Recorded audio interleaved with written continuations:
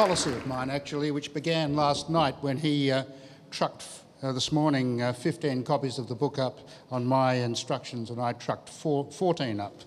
So, but I have to say that that Joe and I have struggled with this book. Of course, there's been the overt agenda of this book, which is the things that Joe's just referred to. Of course, there's the hidden agenda, which is to lock as much carbon as possible up to stop or to reduce and mitigate global warming. And we think that we've done a pretty solid job, judging by the weight of bringing up 14 copies, in my case 15 in Joe's. But to become a little more seriously, the issue that we have tackled here was bewilderingly broad, and yet crucial. I mean, governance is actually about how human beings, historically, now and in the future, will collectively go about trying to shape their present and future. We have institutions of governance, including governments, but they are just that. They are attempts to do that, which succeed to some extent and fail dramatically in others. And one thing that this book stresses throughout is that the human enterprise historically has had one thing which has constantly, over time, got bigger. And that is the level of complexity in the world that we have constructed. There is an arrow of complexification. And one of the reasons that our problems are now so great is that we actually can't manage very well the complexity that we have constructed. It is too great. And the only way we really know about trying to shape that complexity is by creating more complex structures, which is what we do.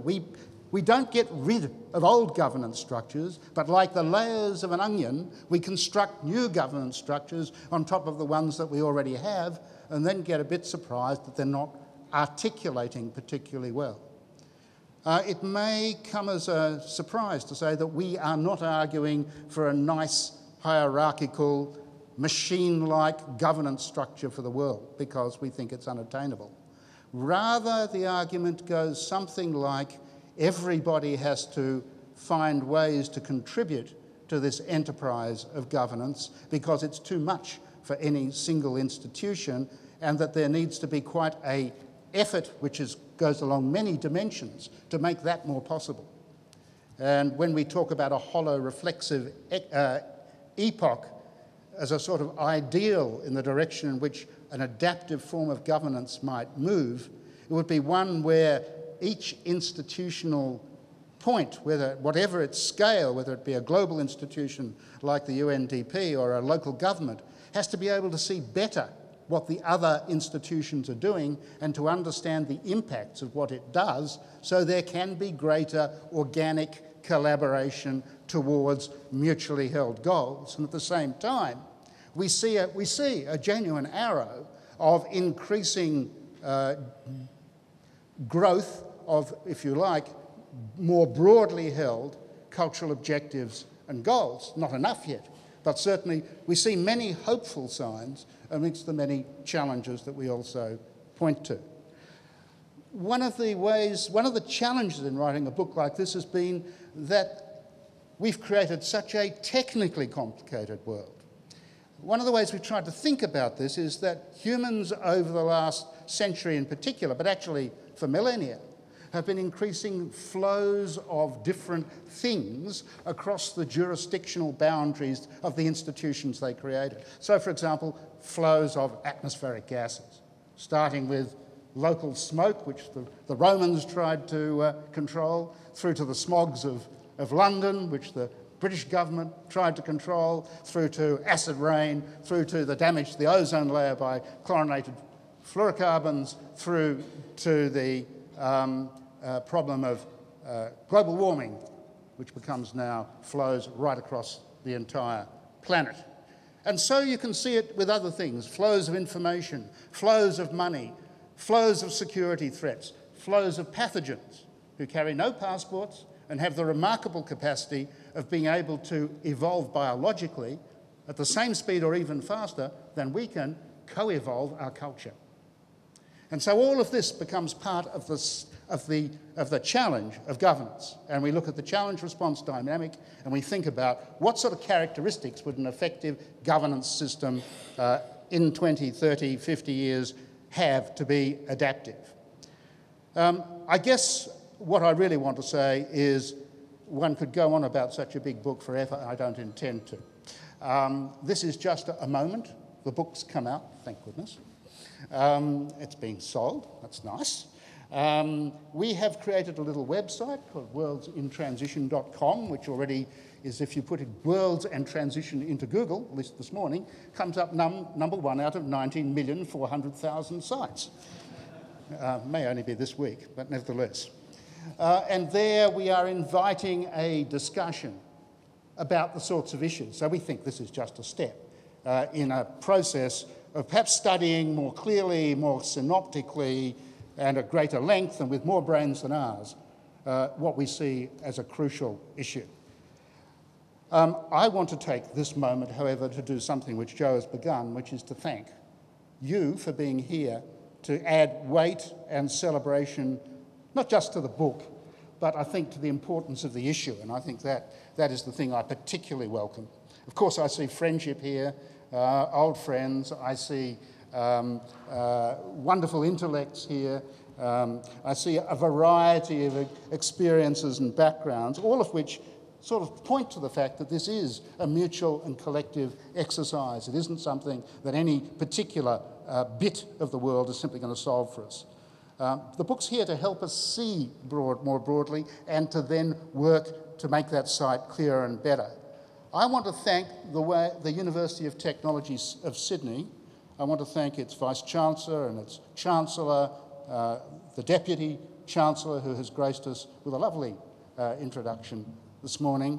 I want to thank also the Mary O'Kane, who really, as Chief Scientist and Engineer, added a remarkable set of insights to the book and its purpose and the moment. Vicky Sara, the Chancellor, was very quick to pick up that this was a good thing for UTS to do. I think it was a great thing for a vigorous city university which has been very dynamic and very engaged with its community to be the base for, and to have a university which has people and institutions like the Institute for Sustainable Futures and Stuart White as its director, who's done just wonderful work, to have that institute as the place that we launched this book in such a spectacular way, such spectacular people is, I think, terrific. DVC Professor Attila Brungs picked it up in a moment. I also want to thank the previous DVC research, my partner Sue Rowley, without which I'm sure it wouldn't have been picked up quite as quickly, but also who has been an enormous support throughout the hugely difficult time, at times, of writing this book. It wasn't always the first thing I wanted to do. It wasn't always the first thing I did do either, Joe. And those 60 meetings that sometimes were quite a strain for both of us. But I also want to thank those who've actually put together the occasion. Jackie Wise, the Director of Marketing and Comms, Anne Dwyer, who she reports to, who's managed this with great alacrity and a lovely sense of humour. Jacqueline Waskin, who's done much of the hard work and done it so spectacularly well. But mostly I want to actually thank, of course, Helen Clark, who I have known for some 25 years, first in the context of nuclear issues. I have to just tell you one thing. I did visit Helen. The last time I visited Helen, she was Prime Minister, and I was in New Zealand. And I thought myself very important to be going up and having dinner with the Prime Minister in the Beehive. And it was a lovely dinner, and we had a wonderful conversation, and she had one of her key higher education people there. And then I wished her goodbye with a very satisfied feeling. I went down the lift. I got out on the ground floor, and Helen doesn't know this. I got out to be surrounded by a sort of larger cylinder of doors, all of which were locked. So there I was. I thought I'd better go up and see Helen and say, how do I get out? Unfortunately, whilst the lift comes down from the Prime Minister, the lift does not go up to the Prime Minister. So there I was. I thought I might be locked between these two cylinders, but no, lo and behold, the lift went down. So I went down to find myself in the car park. where I was indeed locked in. There was nobody there, and I thought after my dinner with the Prime Minister I might spend the night sleeping on a car bonnet, and that would probably serve me right. As it turned out, there was a security phone somewhere, and I eventually got let out. So don't assume that you're going to leave this particular launch easily. Are those doors locked? So thank you, Helen, very much. It's been a huge honour to have you launch this book for us. Your words were beautifully expressed.